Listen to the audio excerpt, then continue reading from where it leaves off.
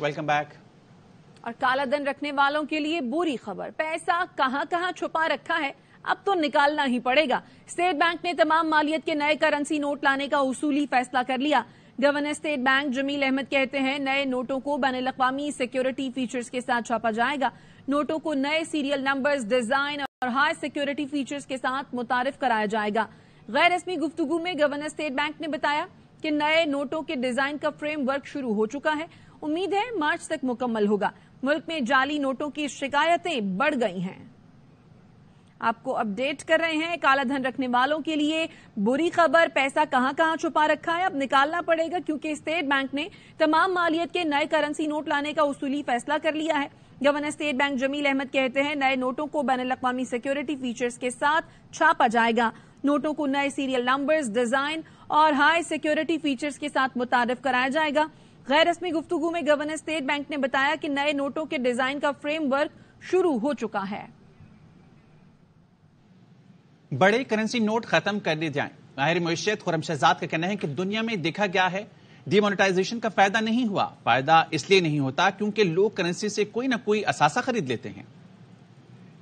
अच्छी डेवलपमेंट है जिसमें नए नोट अगर लाए जाते हैं और सिक्योरिटी फीचर के साथ लाए जाते हैं तो आपको ट्रैक करने में आसानी देगा कि नोट कहाँ जा रहा है, कौन यूज कर रहा है। जो बड़े करेंसी नोट्स हैं उनको खत्म कर दिया जाए, लेकिन दुनिया में देखा गया है कि डिमोनेटाइजेशन से बहुत ज्यादा फायदे रिलेटिवली नहीं हुए, और खासकर पाकिस्तान में जहाँ पे इन्फ्लेशन हाई है, जब महंगाई की शरह ज्यादा होती है तो लोग उस करेंसी में अपनी सेविंग्स नहीं रखते, बल्कि कन्वर्ट कर देते हैं। या तो गाड़ी ले लेते हैं, प्लॉट्स ले लेते हैं, या फिर घर ले लेते हैं, गोल्ड ले लेते हैं। उनको डॉक्यूमेंट करने की जरूरत है। मुस्लिम लीग नून का आवाम को जलसे में लाने का तरीका। मंडी बहाउद्दीन में 25 जनवरी के जलसे से एक रोज पहले नोटों की बारिश की गई। मामला क्या है, उल्फत मुगल से जानते हैं। बताइए उल्फत। जी, मुस्लिम लीग नून ने अपने जलसों को लोगों से भरने के लिए या लोगों को जलसों की जानिब राग़िब करने के लिए एक नया तरीका ईजाद किया है कि जलसे से एक रात पहले चांद रात मनाई जाती है। जलसे में ये मंडी बहाउद्दीन का जलसा है जो नाज़रीन अपनी टेलीविजन स्क्रीन पर देख रहे हैं। ये 24 तारीख की रात है जहां पर मंडी बहाउद्दीन में पहले आतिशबाजी की गई, फिर उसके बाद नोटों की बरसात की गई, और ये भी वोटरों को जलसगा लाने के लिए ये सब किया जा रहा है। हालांकि ये वोटर्स की तजलील है और वोटर्स के साथ इस तरह नहीं करना चाहिए जिसका अभी तक इलेक्शन कमीशन या कहीं से भी नोटिस नहीं दिया गया, और ना ही मुस्लिम लीग नून की क़यादत ने इस तरह की हरकत से मना किया है कि इस तरह लोगों के जज्बात से ना खेला जाए, नोटों की बारिश ना की जाए। और अब ये तकरीबन मुस्लिम लीग नून के जलसों में एक रिवायत बन चुकी है कि हर जगह नोटों की बारिश की जाती है। ठीक है, ताहाल इलेक्शन कमीशन की जानिब से इस सूरत हाल का नोटिस नहीं लिया गया है। अपडेट कर रहे थे आप उल्फत मुगल, शुक्रिया। मियां साहब की तकरीर मैं नहीं सुनता हूं। सहाफी के सवाल पर बिलावल भुट्टो का जवाब। मीडिया से गुफ्तगू में कहा जमहूरी मुआशरे में रिवायत है मनाजरे का चैलेंज दिया जाता है। सिंध में डिबेट के लिए मैंने चैलेंज कबूल किया। मियां साहब क्यों डर रहे हैं? मियां साहब चौथी बार वज़ीर आज़म बनने की कोशिश में हैं। अपनी मुआशी पॉलिसियों का पता है तो आए मुझसे डिबेट करें। खैरपुर, सखर और कराची के अस्पताल के बाहर भी चाहें तो डिबेट कर लें। पाकिस्तान के अवाम की तरह मियाँ साहब की तकरीरें नहीं सुनता हूँ। तमाम सिविलाइज सोसाइटीज में एक रवायत बना हुआ है, वज़ीर आज़म की उम्मीदवार है वो नारेबाजी के बजाय मुल्क के सामने, मीडिया को सामने रख के डिबेट करते हैं, अपने मंशूर पे बात करते हैं। मैंने ये चैलेंज दिया तो छोटे मियाँ ने तो कहा था सिंध में आप दौरा हमारे करवाए, वहाँ जज भी करेंगे और डिबेट भी होगा। मैंने वो चैलेंज कबूल किया। मियाँ साहब क्यों डर रहा है हमारा चैलेंज से? मियाँ साहब अब चौथी बार वज़ीर आज़म बनने की कोशिश में है। अगर उसको अपना पॉलिसीज का पता है तो आए मुझसे डिबेट करें, जैसे शहबाज शरीफ साहब ने कहा सिंध के किसी भी शहर में, मगर आए तो से। जो काम बानी पीटीआई ने किया वही काम पीडीएम हुकूमत की मुआशी टीम ने किया। दोनों हुकूमतों ने आईएमएफ मुआहिदा तोड़ा, खुमियाजा अभी तक भुगत रहे हैं। मुआशी बोझ नवाज शरीफ और शहबाज शरीफ ने नहीं, मुझे और आपको उठाना पड़ा। बिलावल भुट्टो का शहीद Zulfikar Ali Bhutto institute of science and technology के तलबा से मकालमा। इस्लामाबाद की ब्यूरोक्रेसी की जहनियत जानता हूं, वो खुद कुछ करते हैं न करने देते हैं। हुकूमत मिली तो 17 वजारतें और अशराफिया की सब्सिडी खत्म कर देंगे, पैसा अवाम पर लगाएंगे। کے اکنامک اور جو ہمارا حکومت کا اکنامک ٹیم، دونوں نے ملک کی معیشت کے ساتھ سیاست کی. جب خالصہ عدم اعتماد ہار رہا تھا تو اپنا کیا ہوا IMF کے ساتھ معاہدہ کی خلاف ورزی کرتے ہوئے 20 روپیہ کم کروایا پیٹرول کی قیمت. مشکل سے IMF پروگرام ریوائیو ہوا، ڈیفالٹ سے ہم بچے. جب اس کا پہلا قسط پاکستان آ رہا تھا تو اسی وقت پنجاب میں کچھ بائی الیکشن آ رہے. حکومت پاکستان خود یہ فیصلہ کرتے ہیں کہ 3 مہینے ہم اپنے معاہدے پر عمل درآمد نہیں کریں. جو خان صاحب نے کیا وہی کام نیا حکومت کی اکنامک ٹیم نے کیا.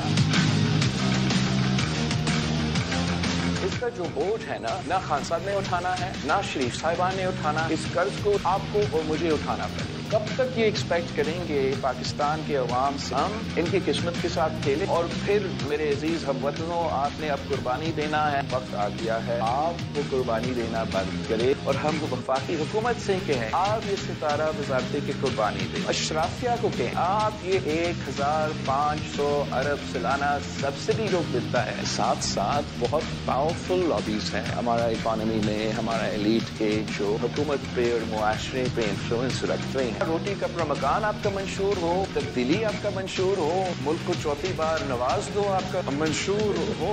وہ نئی سوچ کے بغیر آپ اپنے منشور پہ عمل نہیں کرتے. وقت ایک بریک کا، ہمارے ساتھ رہیے.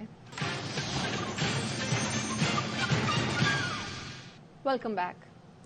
کراچی میں MKM کے جاں بحق UC انچارج احمد فراز کی تدفین کر دی گئی. نماز جنازہ میں خالد مقبول صدیقی، مصطفیٰ کمال، انیس قائم خانی سمیت متعدد رہنماؤں اور کارکنوں کی بڑی تعداد نے شرکت کی. رات کے MKM اور پیپلز پارٹی کارکنوں کے درمیان ناظم آباد نمبر 2 میں تصادم ہوا تھا. فائرنگ سے احمد فراز کی جان چلی گئی. نامعلوم افراد نے 2 گاڑیوں کو آگ لگائی. پولیس اور رینجرز نے موقع پر پہنچ کر مشتعل افراد کو منتشر کیا اور صورتحال کو قابو کیا. MKM نے مقدمے میں مزید افراد نامزد کرنے کی درخواست کی جس پر پولیس نے معاوضت کر لی. MQM پاکستان کی قیادت کارکن کے قتل پر بھڑک اٹھی. خالد مقبول صدیقی کہتے ہیں یہ کس بات کا تاوان ہے جو اس شہر سے لیا جا رہا ہے. جمہوریت بچانے کا ٹھیکہ ہمارے پاس بھی نہیں. مصطفیٰ کمال نے ڈاکٹر عاصم حسین پر قتل کا مقدمہ درج کرنے کا مطالبہ کر دیا. کہا پیپلز پارٹی آدھے گھنٹے کا مسئلہ نہیں، ریاست ہمیں بچا نہیں سکتی تو اجازت دیں. ایک بار پھر امن کی قیمت یہ لکھی گئی ہے کہ ہم جنازے اٹھاتے رہیں. کس بات کا تاوان ہے جو اس شہر سے بار بار لیا جا رہا ہے. شہر کا امن جو خراب ہو رہا ہے، خراب کیا جا رہا ہے اور خراب ہونا ہے، اس کی ذمہ داری MQM پر نہیں ہے. ہم اپنے شہیدوں کی قیمت پر انتخابات میں حصہ نہیں لے سکتے. میں آخری دفعہ کہہ رہا ہوں میں اب اپنے ساتھیوں کو خراش نہیں آنے دوں گا. اگر ریاست میرے نیت کے ساتھیوں کو پیپلز پارٹی کے دہشت گردوں سے نہیں بچا سکتی، ہمیں اجازت دے. پھر پیپلز پارٹی میرے لیے آدھے گھنٹے کا مسئلہ نہیں، آدھے گھنٹے کا مسئلہ. آپ ویڈیو دیکھ سکتے ہیں کہ گولی چلانے والے کے ساتھ موبائل گھڑی آ کر موبائل والوں نے ان دہشت گردوں کو پکڑا کیوں نہیں؟ ڈاکٹر عاصم اس قتل کا ذمہ دار ہے. عاصم کے FIR کاٹو، قاتل ہے اور اس کے نیچے جتنے لوگ ہیں یہ نئے بدماش، ان کو گرفتار کرو. آدھا گھنٹہ چھوڑیں، اس وقت جو MKM کے حالات ہیں صرف پھونک مارنے کی دیر ہے. سعید غنی کا مصطفیٰ کمال کو جواب. کہا گرتی ہوئی ساکھ بچانے کے لیے شہر کی صورتحال خراب کر رہی ہیں. مصطفیٰ کمال کھلے عام دھمکیاں دے رہا ہے. کسی کو 2 ٹکے کا کہنے سے بہتر ہے اپنے کام بتاؤ کہ تم نے کیا کیا. ہمارا مطالبہ ہے اس واقعے کی عدالتی تحقیقات کرائی جائے. مصطفیٰ کمال کھلے عام یہ دھمکیاں دے رہا ہے. لڑنے جھگڑنے میں ہم سے کوئی چیمپئن نہیں. شہر کے اندر افراتفری چاہتے ہیں اس لیے کہ MQM کی جو صورتحال ہے شہر کے اندر وہ بہت خراب ہے. ان کو یقین ہے اگر الیکشن ٹھیک ہو گئے تو یہ ایک نشست نہیں جیت سکیں گے. اس وقت جو MQM کے حالات ہیں نا، آدھا گھنٹہ تو چھوڑ دیں پھونکی مارے. لہٰذا یہ چاہتے ہیں کہ شہر کا امن و امان خراب ہو تاکہ پولنگ اسٹیشن ان کے لیے آزاد ہو جائے یا گھس کے جو بدماشی ان کو کرنی ہے وہ کرے. بھی طالبہ کرنا چاہتا ہوں جو الزامات ہم پہ لگائے گئے، نگراں حکومت اس کل کے واقعے کی عدالتی تحقیقات کرائے ہائی کورٹ کے جج سے. یہ واقعہ کیا گیا ہے، ہم پہ تھوپا جا. الیکشن کمیشن نے کراچی میں 2 سیاسی جماعتوں کے درمیان تصادم اور فائرنگ کا نوٹس لے لیا. چیف سیکریٹری اور IG سندھ سے رپورٹ طلب کر لی ہے. چیف الیکشن کمشنر کی زیر صدارت اجلاس میں سوابی میں پوسٹل بیلٹ پیپر چھیننے کا بھی نوٹس لیتے ہوئے چیف سیکریٹری اور IG KP سے رپورٹ طلب کی گئی. واقعات میں ملوث ملزموں کے خلاف مقدمے درج کرنے اور قانونی کارروائی کی ہدایت کی گئی ہے. وقت ایک بریک کا، ہمارے ساتھ رہیے. Welcome back.